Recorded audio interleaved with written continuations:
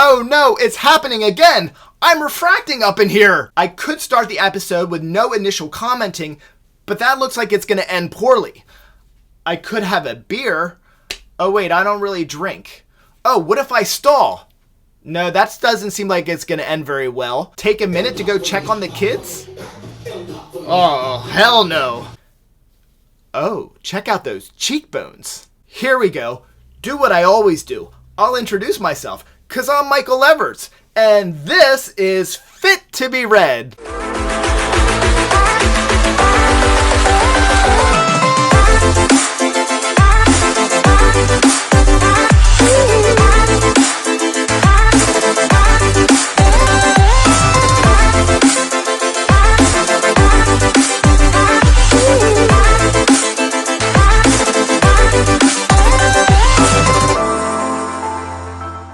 Wick Welker's Refraction, published in April of this year, 2021, is a fit-to-be-read science fiction debut novel for the author.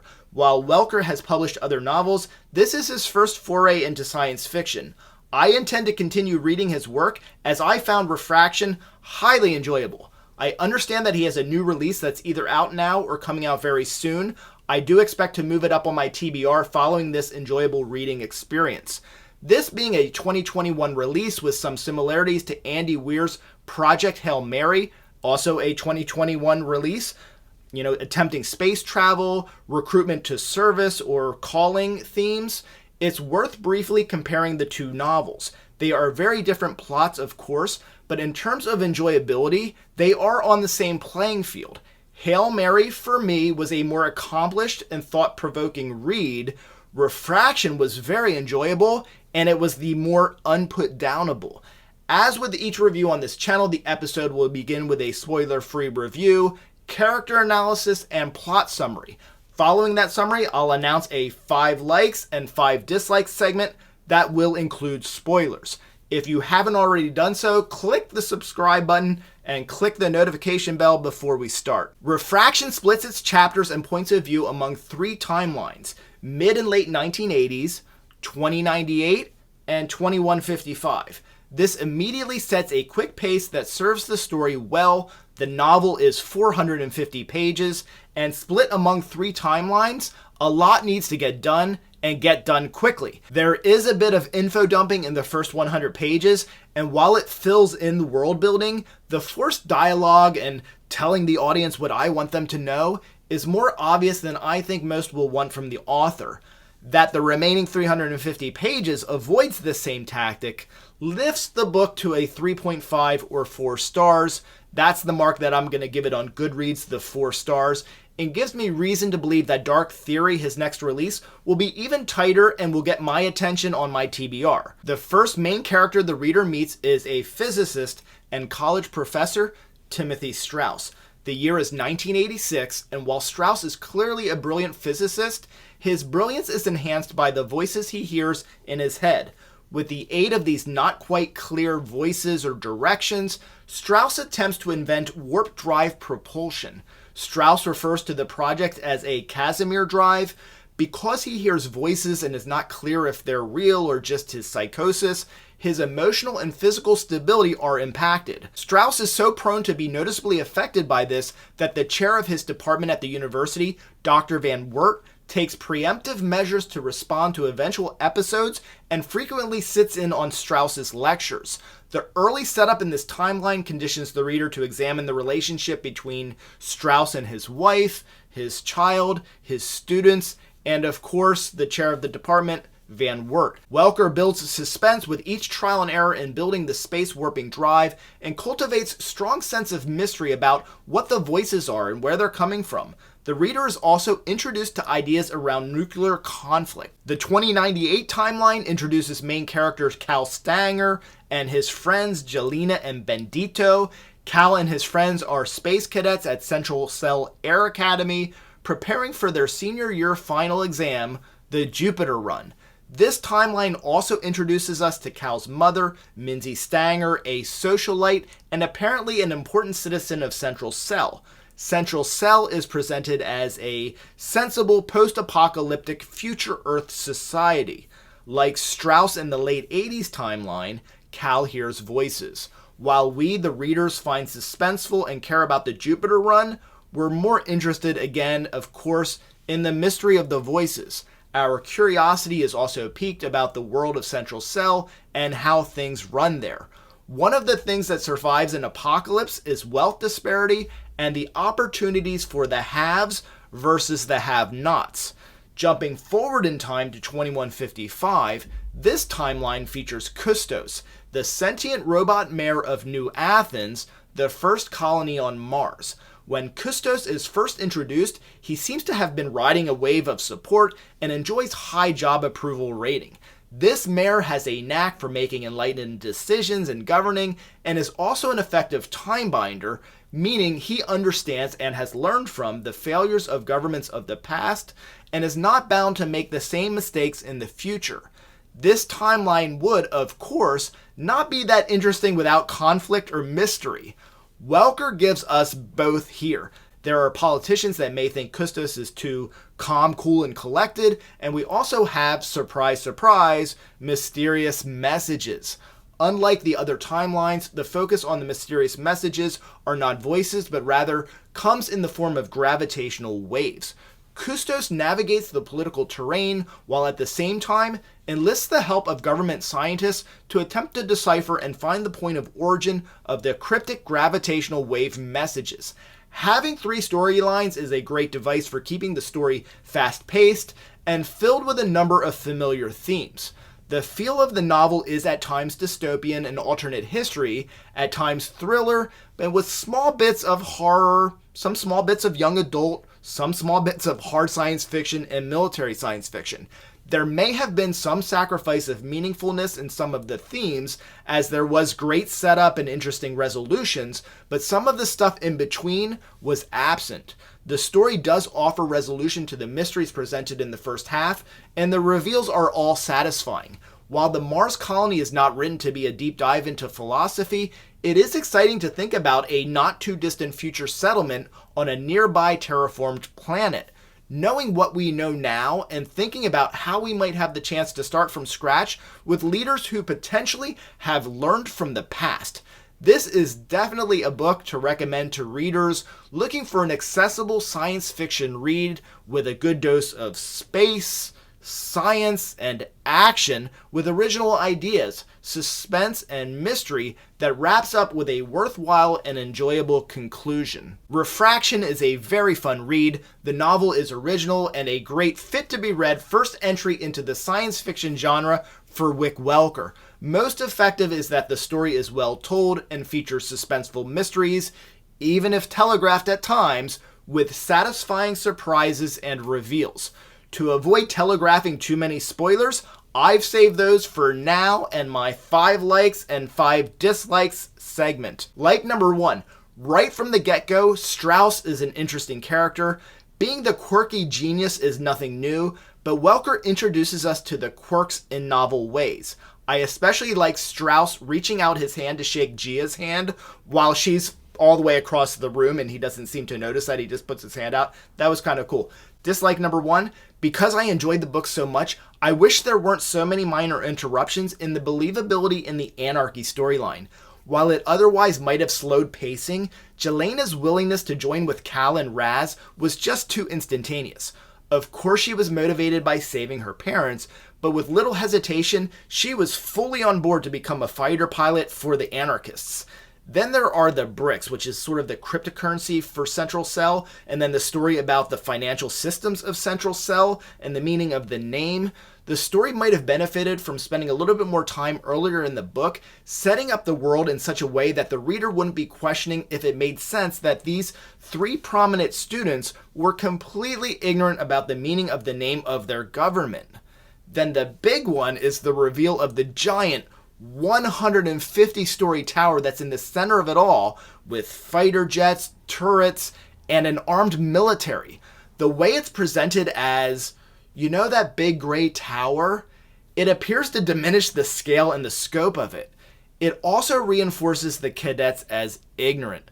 There are a number of other small moments as well, and any one of them is explainable or acceptable, but each is still a stutter, stumble, or pause in the flow of the story, even if the pace is still strong and the action is still enjoyable. Like number 2, good world building. Welker doesn't rush into the Mars story without taking the time to establish the setting, allowing the reader to establish grounding on this foreign, though somewhat familiar world. Dislike number 2, a lot of interesting things are thrown at us, and I mean really like they feel like they're just thrown at us.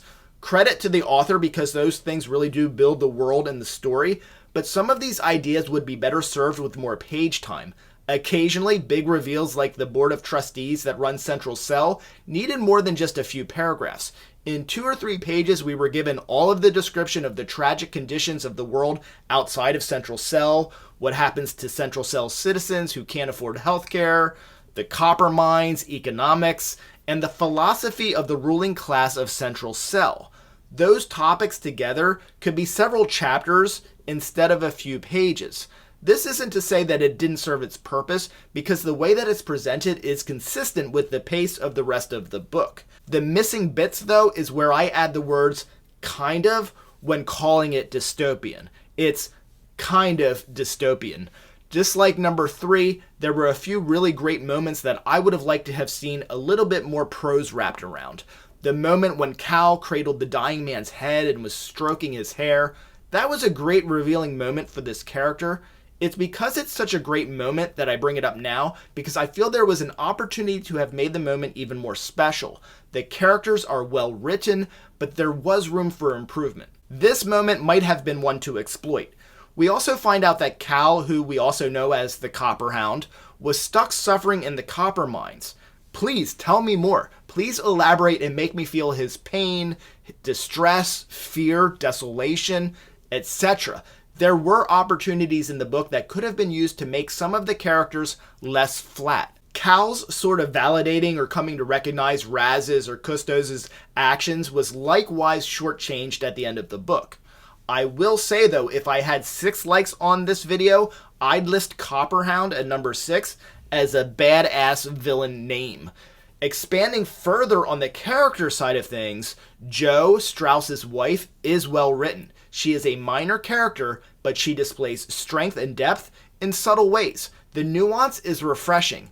I was at times confused if I liked or didn't like her, or if I thought she was right or wrong. She was not black or white. I could see a mind at work. Dislike number 4, at times character voices feel as though they could be interchangeable, especially on Mars. Like number 3, Martian political focus respecting the value of a robot's ability to time bind and the benefit that that provides to society. Avoiding making the mistakes of the past because the past is learned from and not forgotten, only to be repeated with the same disastrous effects. Custos cites corporate trustees running a nation and compares it to Roman history and goes into election and voting reform, etc. I like that a utopian idea presented during Custos' conversation with Dev is the idea of freeing the human mind to pursue any creative output. The untapped potential and ingenuity of the human mind, speaking about benefits of automation and not from the perspective of profit hoarding and cost cutting. Dislike number 5, I alluded to this in the non-spoilers segment. So Agent Starkin's dialogue with Cal, it feels very author's voice. Using her in a not subtle way to share backstory with the reader, the attempt to disguise this by having the pace be quick and confrontational, it's not an adequate distraction from the plate of information pie that we're being served. We get similar treatment one section later when Strauss is talking to his 2-year-old son. The dialogue again lacks subtlety, and Strauss delivers an unnatural feeling speech to his child, things that us readers are meant, I believe, to think about if we haven't done so like we're supposed to. In each case, it feels like the information being told is information that the reader should gain elsewhere. It happens again when Custos is talking to Dev about automation. It's of course important for the reader to get this information, but sometimes character conversations become just too convenient a vehicle for this. It takes me out of the story if I'm finding a conversation is happening only for the purpose of telling me something that I should be able to pick up on in some other ways in the book. Finally, we get this treatment when Custis is discussing gravitational waves, and also at times when Strauss is speaking to his research assistant. Like number 4, I was considering for a dislike to call out the idea that even in the filth and despair that people lived in, there would still exist some form of culture that included art or play of some sort, even if as a coping mechanism. The existence of those things would not make the world any less dark or dismal, and could perhaps add a layer that adds to the misery of the situation. Humanity adapts even if it doesn't thrive. Welker, however, does paint the visual of a place that is so beaten down, with sewage running through the middle of the town, and thousands of the dead stacked in piles.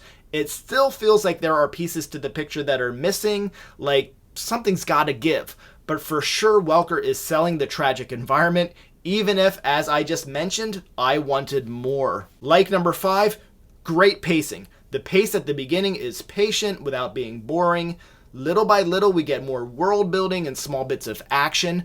2/3 through the book, everything is well set up, and all 3 storylines get riveting at the same time. Not quite rising to the level of a dislike, I do have a couple of nitpicks as well. Nitpick number 1.